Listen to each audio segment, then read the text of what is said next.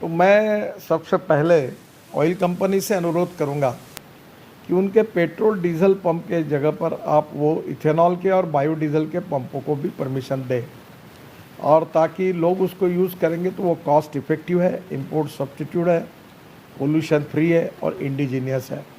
और जब जब डिमांड बढ़ती जाएगी तो लोग और बड़े प्रमाण पर उसका प्रोडक्शन बढ़ाते जाएंगे। अभी एक अच्छी बात हुई है कि पराली से जो राइस स्ट्रॉ है, जो जलाने से काफ़ी नुकसान होता था, बहुत दिनों से हम उसका आग्रह करते थे, पर अब उसको सफलता मिली है कि पराली से विशेष रूप से बायो सीएनजी और बायो एलएनजी तैयार करने के लिए करीब एक 186 प्लांट प्रोसेस में है और 36 प्लांट ऑलरेडी चालू हो गए हैं।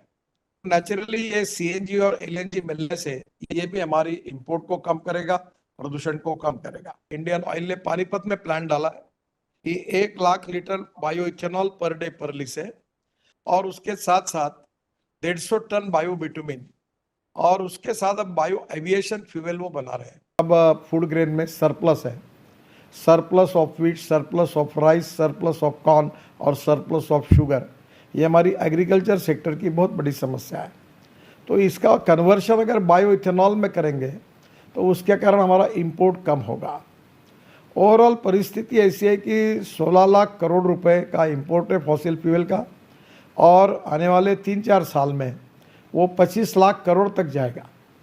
मैं ट्रांसपोर्ट का मंत्री हूँ, जिस प्रकार से हमारी ऑटोमोबाइल इंडस्ट्री बढ़ रही है उसमें इतना राइज है कि एक समय में जब मंत्री बना तो 4.5 लाख करोड़ की इंडस्ट्री थी, हम 7वें नंबर पे थे।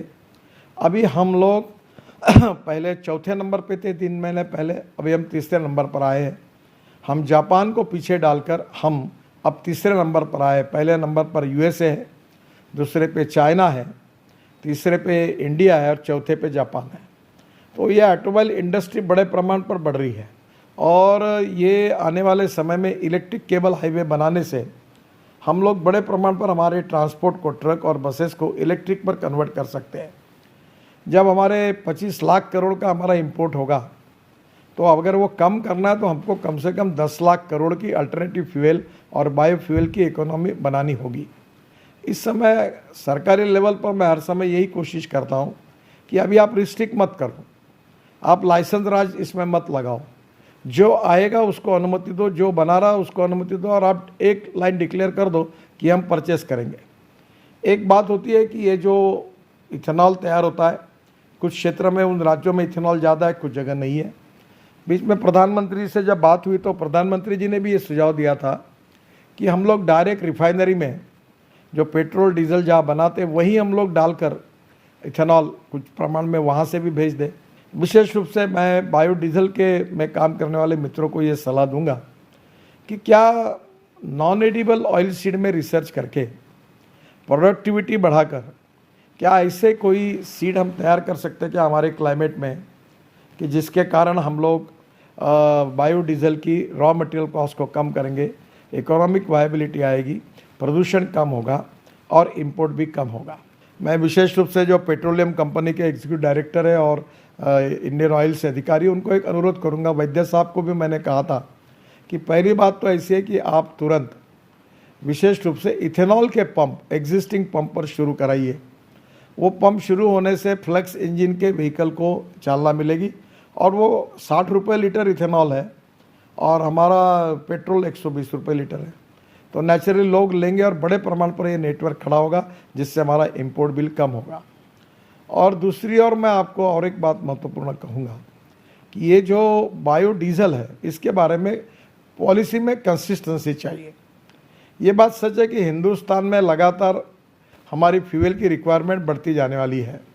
हम कितने भी अल्टरनेटिव में जाएंगे तो भी फॉसिल फ्यूल बहुत ह्यूज क्वांटिटी में लगता है। तो मुझे ऐसा लगता है ये समुंदर है, और इसलिए आने वाले समय में जितने जितने अल्टरनेटिव हमको मिलते हैं उसको फुल हार्टेड सपोर्ट करना, इनकरेज करना, विदाउट एनी मन में कि भाई ये आगे कैसा होगा।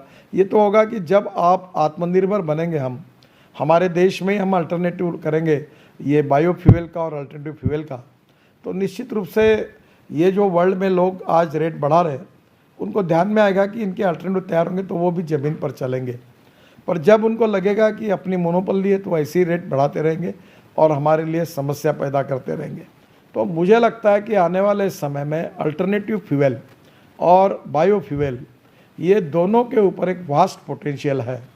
एक तरफ 25 लाख करोड़ का इंपोर्ट 2-3 साल के बाद एक तरफ है, और दूसरी ओर हमारी इकोनॉमी मुश्किल से 1.5-2 लाख करोड़ की है। तो ये गैप बहुत बड़ी है, 10 गुना भी हम बढ़ा सकते तो भी हो सकती है। इसके लिए मैं आपको बहुत धन्यवाद दूंगा। मुझे बहुत खुशी है कि बायोडीजल में प्रगति हो रही, विकास हो रहा है। मैं चतुर्वेदी जी और उनके सहयोगी को तो विशेष रूप से अभिनंदन करूंगा, क्योंकि मैं पहले से ही इस विषय में बहुत रुचि रखता हूं। और मुझे खुशी है कि इंडियन ऑयल के एग्जीक्यूटिव डायरेक्टर, उनके जनरल मैनेजर जो बायोफ्यूल के हैं, वो भी लगातार ये कोशिश करते हैं। इसमें एक बात भी मैं स्वीकार करता हूँ, मानता हूँ, उसके लिए वैद्य साहब जो इंडियन ऑयल के चेयरमैन, उनको धन्यवाद देता हूँ कि उन्होंने भी इसमें बहुत अच्छा काम किया है। और मैं बायोडीजल वाले इंडस्ट्री को ये कहूँगा कि ये जो परली है यूपी, हरियाणा, पंजाब में, इसके बायो सीएनजी और बायो एलएनजी को भी तैयार करके वो भी ऑयल कंपनी खरीद रही है। और आप डीजल की एग्जिस्टिंग ट्रक और बसेस, ट्रैक्टर और कार, इनको अगर आप बायो सीएनजी पे कन्वर्ट करोगे तो ये भी एक बहुत बड़ी उपलब्धि होगी और ये वेस्ट टू वेल्थ वाली बात होगी। मुझे बहुत खुशी है कि जीएसटी काउंसिल ने विशेष रूप से जो टैक्स रेट थे बायोडीजल पर, वो oil marketing corporation for blending with diesel, वो 12% से 5% पर लाए हैं। और मुझे लगता है कि ये भी एक बहुत बड़ा फ़ायदा हुआ है।